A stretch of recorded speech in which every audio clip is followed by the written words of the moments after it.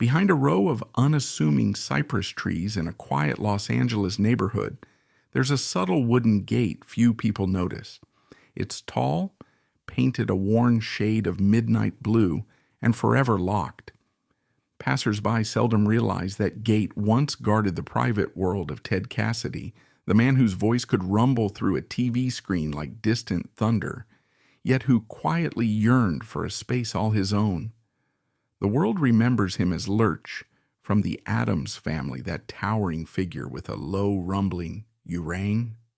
But the simple truth is, behind that midnight blue gate, Cassidy led a life far beyond the camera lights, shaped by a series of extraordinary homes he once called his private realms. Each property told a different story about a gentle giant searching for refuge, and perhaps in its walls looking for a kind of permanence that fame could never provide. No one expects a man famous for playing a looming butler to harbor such a subtle fascination with architecture. But behind the scenes, Cassidy had a restless mind that was constantly dreaming of new projects. He was born in Pittsburgh in 1932, a city of steel mills and soot-blackened brick, and he outgrew most children by the time he was 5.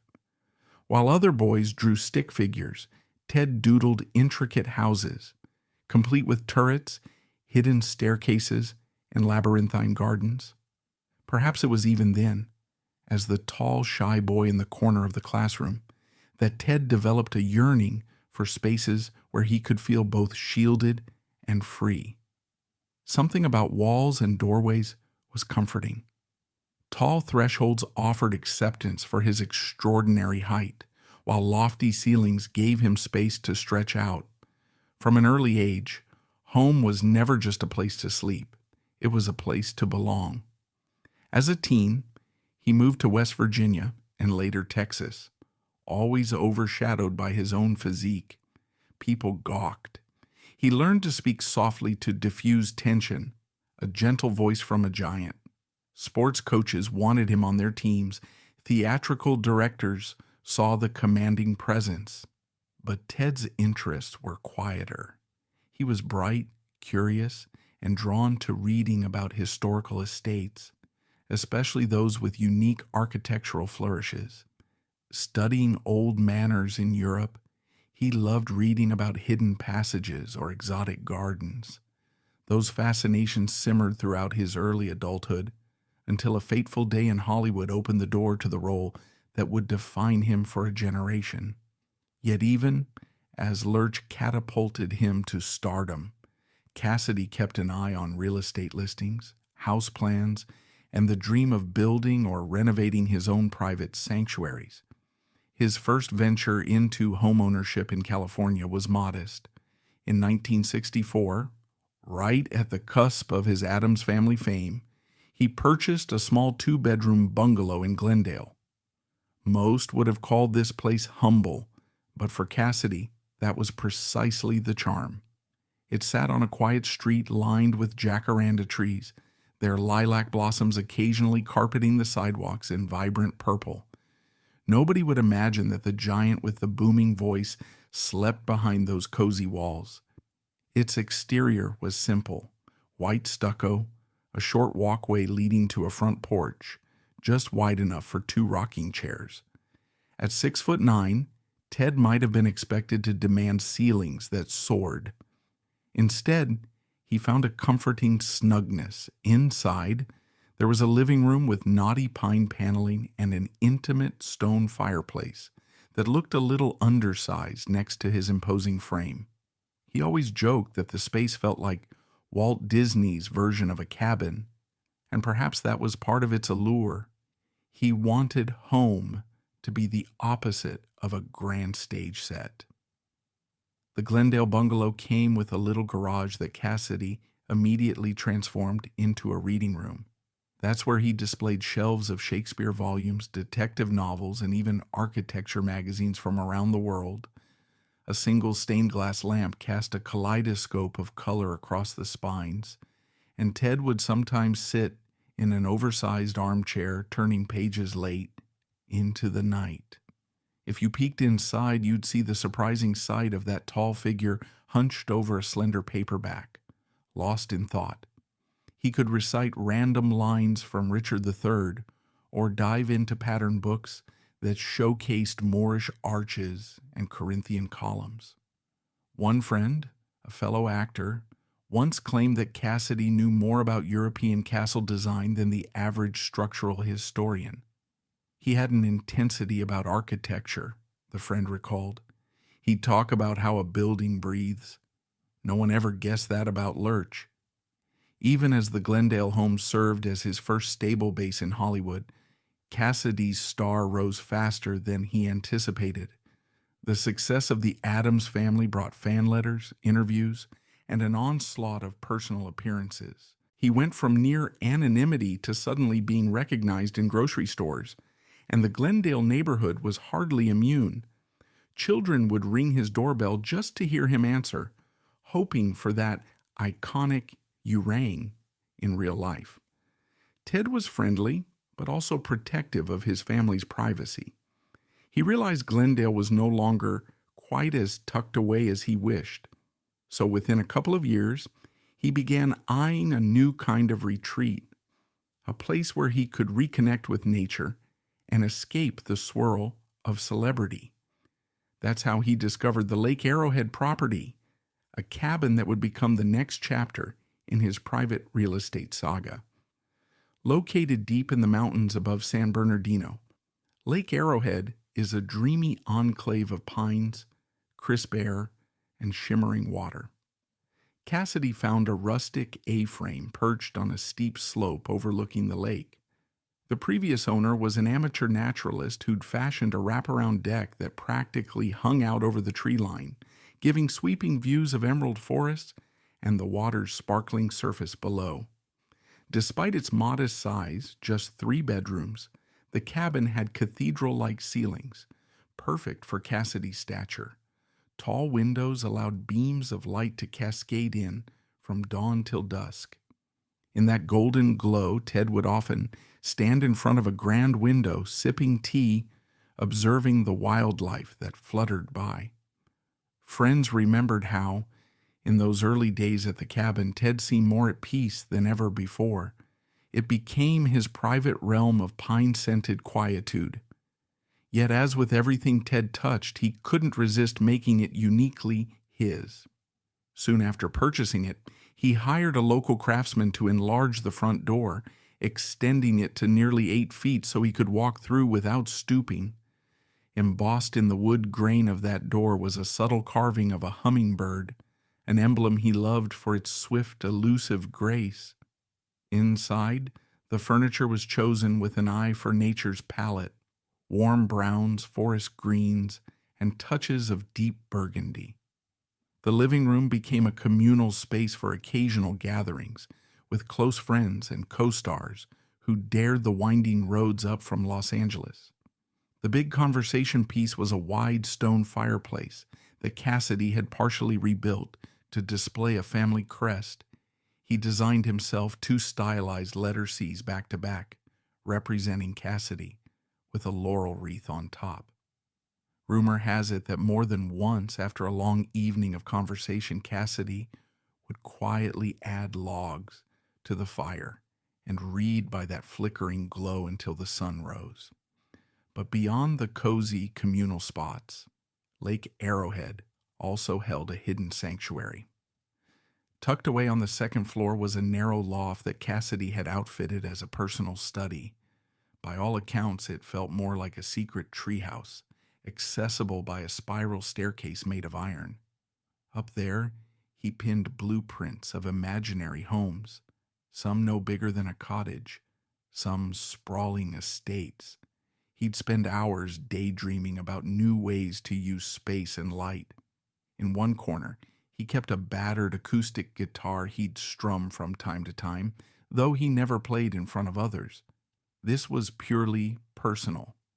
One housekeeper, who occasionally cleaned the cabin, remembered the attic-like warmth of that room, the worn rug with geometric patterns, and the faint smell of old books mingling with pine. It was like stepping into the inside of his imagination, she said. For Cassidy, that cabin represented solace. Yet as the 1970s dawned, work picked up again. Voiceovers, guest spots, and behind-the-scenes roles. Money flowed more steadily, and so did the restlessness to create an even grander haven. While he never abandoned the Lake Arrowhead retreat, he began toying with a bold idea.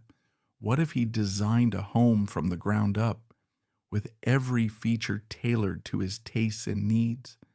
That dream would lead him to an undeveloped parcel in the Hollywood Hills, perched on a quiet ridge that offered both privacy and an astonishing view of the city below. In 1972, Cassidy acquired a steep hillside lot where scrubby chaparral shrubs clung to rocky soil. It was, by most standards, a challenge, but he saw potential in the vantage, a panoramic sweep of the Los Angeles basin. On clear days, you could see from downtown skyscrapers to the shimmering horizon of the Pacific. He enlisted a little-known architect named Michael Kearns, whose specialty was blending modern design with natural landscapes. Cassidy and Kearns spent months discussing how to integrate tall lines, open spaces, and stone finishes in a way that felt organic. They scribbled sketches, refining them into formal blueprints. Cassidy insisted on large windows that brought the outside in, reminiscent of a Frank Lloyd Wright approach, but he also wanted unusual angles and nooks, places for the imagination to wander. The finished plan was a multi-level modernist retreat with massive glass walls, a slanted roof, and a courtyard garden in the center. When construction began, neighbors marveled at the project. Trucks rumbled up the narrow streets delivering beams, glass panels, and custom doors. Workers on site told stories about Cassidy visiting each day, always graciously tall, sporting a flannel shirt, greeting them by name. He'd carry a clipboard of notes pointing out adjustments. Kearns joked that Cassidy was the kindest project manager he'd ever met. He wasn't some aloof celebrity who threw money at a problem. He was intimately involved, from choosing the slate tiles for the entryway to deciding on the exact shape of the fountain in the courtyard. There was a childlike wonder about him. Every decision was made with the care of someone building his ultimate sanctuary. It took nearly a year to complete, but once finished, it was glorious. Visitors stepped through a tall pivot door made of brushed copper, entering an open-plan living area with soaring ceilings. The eye was drawn toward a sunken conversation pit near a wall of glass, beyond which the entire city glittered at night. By day, sunlight poured in and danced along the polished concrete floors, illuminating custom-built shelving that held Cassidy's growing collection of art books, scripts, and antique trinkets. At the center of the house lay a courtyard garden open to the sky, planted with desert succulents and a single Japanese maple that turned flaming red in the autumn. Cassidy loved to meditate there, finding solace in the gentle ripple of a shallow pond. The sense of height was always present. Corridors had transom windows that let you glimpse the tops of trees. Even the bedrooms were outfitted with floor-to-ceiling glass, offering slivers of the city view or the courtyard's lush greenery. The master bedroom boasted a private balcony where Cassidy would sometimes stand at twilight, gazing out over the mesmerizing lights of Los Angeles. A custom bed frame was built extra long, while the closet door soared almost to the ceiling to accommodate his height and his extensive wardrobe. Ranging from formal suits to casual flannel shirts he still preferred. Guests often commented that Cassidy's presence felt perfectly suited to the tall interior geometry. For once, a space matched him in scale, rather than forcing him to duck or hunch. Though modern in style, the house wasn't cold. Earthy textures, stone accent walls, reclaimed wood in the dining area, woven rugs, brought warmth. Cassidy chose local artists to craft paintings and sculptures that added a soulful element. In one corridor, he displayed a series of black and white portraits of family and close friends, some from the Addams Family set, some from childhood, and even a few candid shots of him laughing with children. He rarely let the public see these pictures, guarding them like precious relics. That corridor felt like a private memory lane, bridging the many chapters of his life. People who visited said the experience was like stepping into Ted's mind, a union of practicality and creativity, with a protective sense of refuge and an open invitation to dream. A notable story from that time concerns a Halloween gathering Cassidy hosted around 1973. He invited a small circle of friends, some from the acting world, a few from the local community. The Modernist living room was lit with flickering candles, and, as a nod to his Addams Family roots, Cassidy dressed in a black velvet jacket that evoked a more refined version of Lurch's attire. He guided his guests through the courtyard, speaking in that resonant voice, recounting ghost stories he'd learned from filming spooky television episodes. At one point, he led the group into a hidden alcove behind the library shelves, an actual secret passage that connected to a small lounge. It had been built into the design from the start, something he'd specifically requested from Kearns.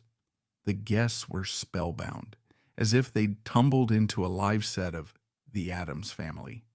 But in truth, this secret alcove was Cassidy's reading nook, lined with more books on architecture and a small desk for writing. He hadn't created it as a gimmick. It was his personal hideaway. The sense of childlike wonder was real.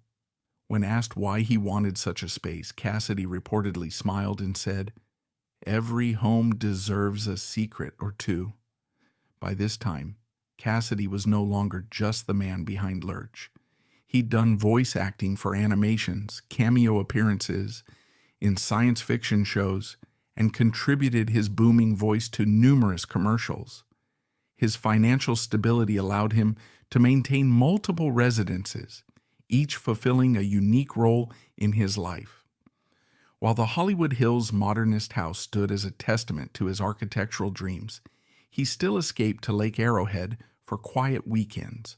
In Glendale, he kept the original bungalow for sentimental reasons, often lending it to visiting relatives or close friends needing a place to stay.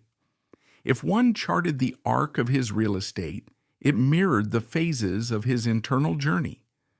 There was the snug Glendale cocoon, the mountain retreat of introspection, and finally the modern hillside masterpiece, where he could fuse privacy with a sweeping perspective over his chosen city. What made these properties so distinctly Ted Cassidy was the interplay between grandness and intimacy. Yes, he was a tall man who needed large dimensions, but he also craved nooks, corners, and hidden spaces that offered a sense of coziness, like living in a storybook castle. The Lake Arrowhead cabin's spiral staircase to a tiny loft, the Hollywood home's secret alcove, the Glendale garage turned reading room. Each of these areas signaled a man who wanted to tuck himself away from the public eye. Indeed, the glimpses we get into Cassidy's personal life suggest he was acutely aware of how his body and voice could dominate a space. He chose designs that balanced that imposing presence with a softer refuge for his most vulnerable self. Take the kitchens of these homes, for example. In Glendale, it was barely larger than a closet.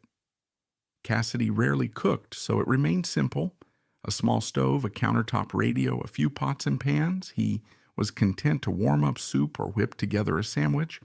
At Lake Arrowhead, however, the kitchen expanded into a hearty open concept, part of the living area where friends would gather after a day outdoors. Cassidy liked to brew coffee and talk for hours at the Butcher Block Island. Something about the timber rafters overhead and the wide planked floors gave that kitchen a lodge-like charm. Then, In the Hollywood Hills house, the kitchen became sleek and futuristic for the time, with stainless steel appliances and a bright mosaic backsplash. It was a place of creativity, reflecting how Cassidy had evolved. He'd begun experimenting with cooking, trying new recipes, and inviting friends for dinner parties with a view of the city lights. The trajectory of his kitchens alone tells a story of a man blossoming from quiet occupant to gracious host. If the kitchens charted his social growth, the gardens and outdoor areas revealed his longing for solitude. Glendale had little more than a small patch of lawn and a few flower beds. He never spent much time there. The reading room was his main refuge. Lake Arrowhead, conversely, offered all of nature's bounty. The entire property felt like a majestic backyard. Cassidy installed a small fire pit by the lakefront, perfect for late-night stargazing. Up in those mountains, the crisp air and the blanket of stars provided a real sense of escape, but it was the Hollywood Hills courtyard that might have been the most intimate reflection of his soul. Encircled by the home's walls, it was part open-air garden, part sanctuary.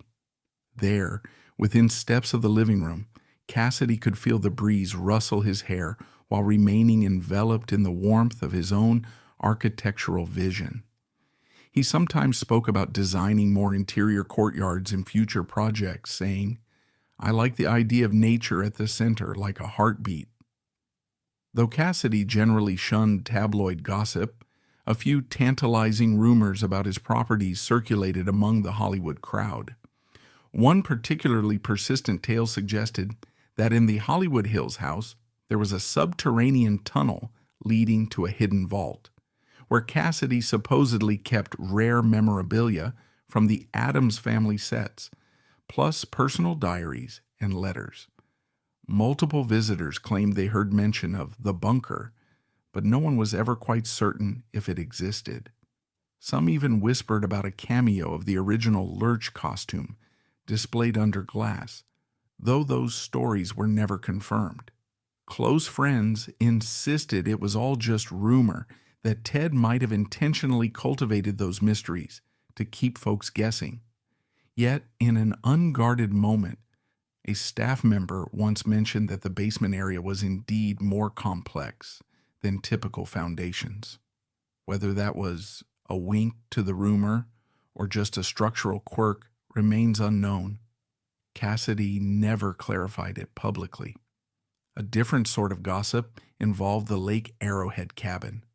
Neighbors told tales of a ghostly silhouette wandering the property at night, a tall figure that seemed even bigger than Cassidy. Some speculated it was his own shadow cast against the pines, while others pointed to local legends of spirits in the forest. Ted found these rumors amusing and never bothered to quash them. If anything, he liked the mysterious aura it lent his mountain retreat. In a brief conversation with a local reporter, he joked, "If the ghosts don't mind my height, I don't mind their presence." That dry humor underscored the easygoing acceptance he had for the stories swirling around him. On a more poignant note, Cassidy's heightened sense of privacy and reflection shaped how he entertained guests. He never threw lavish Hollywood ragers. Instead, he invited small groups for quiet evenings. One seldom discussed episode was a 1975 gathering at the Hollywood Hills house. A few castmates from the Addams Family were there, plus some new friends from his voice acting gigs. After dinner, Ted led them to the courtyard, dimly lit by lanterns. There, he read aloud from a journal entry about the nature of identity and fame. He spoke candidly about the fear of being forever typecast as Lurch. In that hushed circle, he revealed a vulnerable wish to be seen as more than a novelty.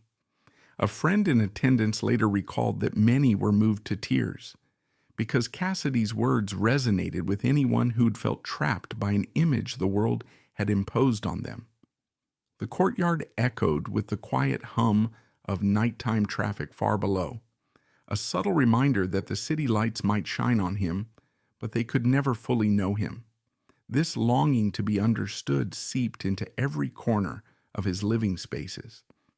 In Glendale, he had carved out a small corner with a collage of clippings, reviews of his roles that recognized his comedic timing, his dramatic potential, anything that acknowledged he was more than just the tall guy. In Lake Arrowhead, the loft was crowded with notebooks where he wrote short plays, comedic sketches, and half-finished poems. Several scraps contained sketches of labyrinth-like castles that he dreamed of building one day. Perhaps these imaginary castles symbolize the many layers of his inner self, each corridor leading to new depths. And in the Hollywood Hills house, the design itself was a statement, an unconventional structure that refused to box him in. As the 1970s rolled on, Cassidy's health began to wane. An overactive pituitary gland had long contributed to his tremendous stature, but complications set in. He underwent surgeries, battled persistent health problems, and found his energy declining. Yet throughout this period, his real estate holdings remained a tangible expression of hope and continuity. Even when he was too weak to host gatherings or climb those stairs to the Lake Arrowhead loft, he took solace in the fact that those spaces existed, his own personal footprints, in a city that could be so transient and fleeting. Friends say he spent more of his final years at the Hollywood Hills home, absorbing its panoramic views. When his joints ached, he'd rest in the sunken conversation pit, letting the big windows flood him with light. Sometimes he'd telephone Lake Arrowhead neighbors, asking how the pines looked or if the hummingbirds were still visiting the feeders he'd hung. He'd reread letters from old friends in Glendale, recalling simpler days in that first bungalow. Physically, he might have been slowing down, but spiritually, he roamed among his 3 domains, each one capturing a different era of his life. He never lost the dream of someday building another grand project, perhaps in the desert near Palm Springs, where he could experiment with mid-century modern lines. Those around him felt that, if he'd had another decade, he might have done just that. In January 1979, Cassidy passed away following complications from surgery. The shock reverberated through Hollywood. Here was a man only in his mid-40s, taken too soon. His homes became quiet reminders of his presence. The Glendale bungalow was sold after his death, but the new owners reported finding a few worn books in the garage's reading room, as if Cassidy's spirit lingered there in the margins of the pages. The Lake Arrowhead cabin eventually changed hands, though locals still swapped ghost stories about tall shadows drifting among the pines. The Hollywood Hills house went on the market, its unique architecture both intriguing and mystifying potential buyers. It changed owners multiple times, each occupant adding or removing touches, yet the bones of Cassidy's vision remain. The airy windows, the courtyard with the Japanese maple, and that 8-foot pivot door that once welcomed the gentle giant home. From a distance, we might say these houses stand as proof that every celebrity is more than their most famous role. But there's a subtler truth here, one that resonates beneath the surface. Cassidy's private realms weren't about flamboyant wealth or ostentatious glamour. They were about reflection, a yearning to merge shelter and imagination, and a quiet defiance of the limiting persona that the world cast upon him. What emerges is a portrait of a man in a constant dialogue with space, searching for corners where he could hide and expand at once, contending with the outside gaze while forging pockets of solitude. And that's all for today's video. If you like this video, hit that thumbs up, let us know your thoughts in the comments section, and subscribe so you won't miss out on future uploads. See you next time.